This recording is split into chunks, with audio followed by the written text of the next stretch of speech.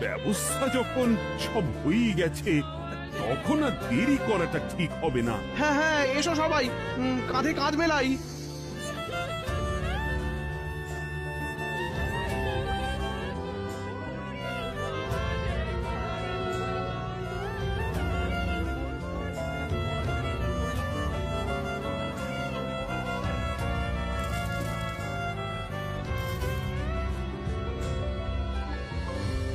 ও, এই দৃশ্য কিনা শেষে আমাকে দেখতে হলো, কিন্তু তবু আমার খুব জানতে ইচ্ছে করছে, বাচ্চারা ঘুড়ি ভর্তি মোহর অলংকার সব ছড়াতে ছড়াতে যাচ্ছে কেন?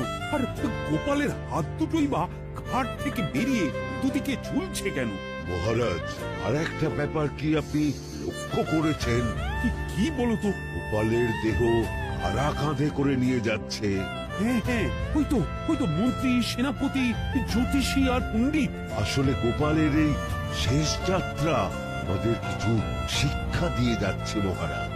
এই যে দেখুন, যারা গোপালকে সহ্য করতে পারত না, এখন তাদেরই কাঁধে গোপাল যাচ্ছে।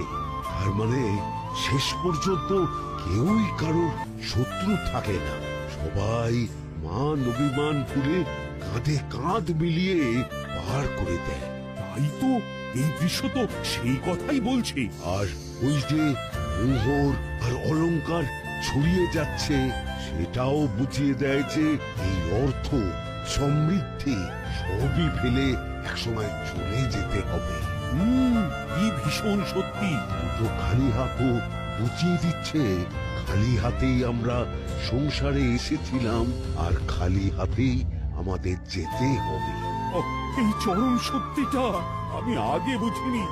গোপাল, তুমি মরে গিয়ে আমাকে চরম শিক্ষা দিয়ে গেলে। কিন্তু এখন শিক্ষা পেলেও গোপাল তো আর ফিরবে না।